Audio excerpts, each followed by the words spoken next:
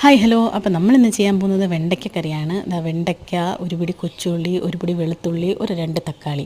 വെണ്ടയ്ക്ക നമ്മൾ നല്ലെണ്ണയിലിട്ട് നല്ലതായിട്ട് മുരിച്ചെടുക്കുക, കരിഞ്ഞു പോവാതിരിക്കുക, നല്ലതായിട്ട് വഴറ്റി മുരിച്ചെടുക്കുക.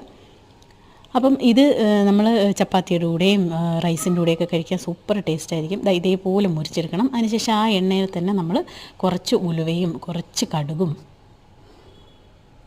ഇട്ടിട്ട് അതൊന്ന് മൂത്ത് വരുമ്പോഴത്തേക്ക് അതിലേക്ക് നമ്മൾ ഈ എടുത്തു വെച്ചിരിക്കുന്ന തക്കാളിയും കൊച്ചുള്ളിയും വെളുത്തുള്ളിയും കൂടി ഇട്ട് നന്നായിട്ട് വഴറ്റിയെടുക്കുക.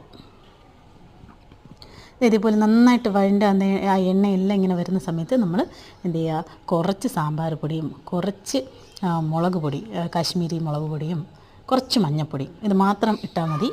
അപ്പോൾ ശ്രദ്ധിക്കേണ്ട കാര്യം, നമ്മൾ സാമ്പാർ പൊടി ഇടുമ്പോൾ അതിന് നല്ല എരിയായിരിക്കും. അപ്പം അത് ഇതിനകത്തോട്ടിട്ട് നന്നായിട്ട് മിക്സ് ചെയ്തെടുത്ത് നന്നായിട്ട് തിളയ്ക്കണം. തിളച്ച് ആ എണ്ണയെല്ലാം ഇങ്ങനെ മുകളിൽ വരുന്ന സമയത്ത് അതിലോട്ട് നമ്മൾ എടുത്തു വെച്ചിരിക്കുന്ന വെണ്ടയ്ക്ക ഇട്ട് കൊടുക്കുക.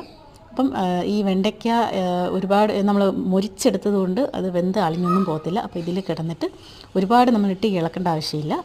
അതിൽ കിടന്ന് ഇങ്ങനെ വെന്തെടുക്കും. അപ്പോൾ വീഡിയോ ഇഷ്ടപ്പെട്ട എല്ലാവരും ചാനൽ സബ്സ്ക്രൈബ് ചെയ്യണേ.